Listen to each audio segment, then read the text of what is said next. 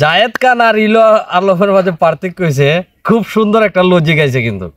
কারণ জায়েদ খানের মেইন যে বসের নাম হয়েছিল হিরো আলম, মানে ওই যে ডিসলাইনের যে ব্যবসা করতো হিরো আলম, ওই হিরো আলম। তো হিরো আলমটা কিন্তু জায়েদ খানের বস মানছে। কী কারণে বস মানছে? জায়েদ খান কিন্তু এক সময় কিন্তু চলচ্চিত্রের মাঝে সে কিন্তু সেক্রেটারি আসিল।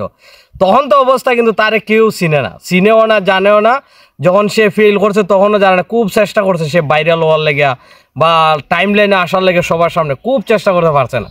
পরবর্তীতে হিরো আলমটা যখন বস মানছে তখন ওই সে মনে করে ভাইরাল হয়ে গেছে জায়েদ খান। কি কারণে জায়েদ খান ভাইরাল হয়েছে? ওই যে দেখুন একটা ডিগবাজি একটা মাইরা দিচ্ছে উল্টা পাল্টা। কারণ হয়েছে ওই যে হিরো আলমে কিন্তু আগাও নাই মাথাও নাই, কোনো এক সময় গান, কোনো এক সময় সে মরুভূমিতে, কোনো এক সময় সে জঙ্গলে পাহাড়ও গিয়া হিরো আলম যখন এভরিথিং শুরু করছে তখন জায়েদ খানে চিন্তা করছে যে হিরো আলম যদি ভাইরাল হইতে পারে, টাইম লাইনও থাকতে পারে, তা আমার আর সেক্রেটারি দরকার নাই, আমি ডাইরেক্ট আইমো এখন হিরো আলমটা বস মানিয়া।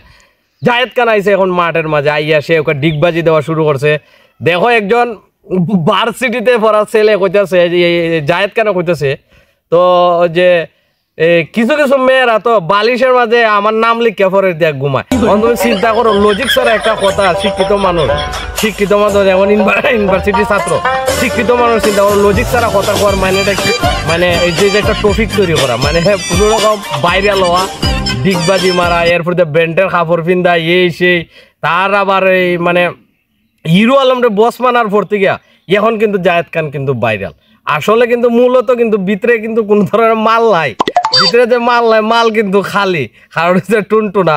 এখন এই মুহূর্তে যে অবস্থা চলছে, আমি তো দেখতেছি হিরো আলমটা আসলে এখন ধন্যবাদ জানাই লাগে, যে কারণে যেহেতু তার শিষ্য জায়েদ খান কিন্তু হিরো আলমের শিষ্য। এখন হিরো আলম অলরেডি ডাউন, হিরো আলমটা আর তুগাই পাওয়া যাইতেছে না অনলাইনেও। কিন্তু জায়েদ খান এই মুহূর্তে তার বসরে ডাউন করে সে উপরে উঠে গেছে। তারপরও জায়েদ খানের ভিডিও যেভাবে মানুষের দেখতেছে আর যেভাবে ঘুরতেছে, তার আর এখন সেক্রেটারি অন লাগে না।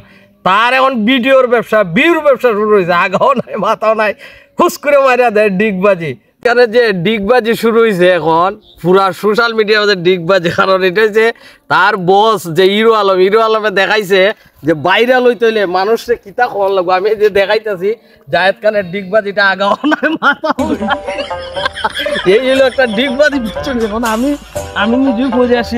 এখন চিন্তা করো, অত বড় ফেস লইয়া জায়েদ খানে কিভাবে ডিগবাজি দিল।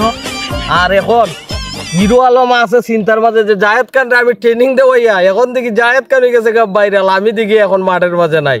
এই হলো অবস্থা। ও মাগো ডিগবাজি দেওয়া খবর তুলিছে। ও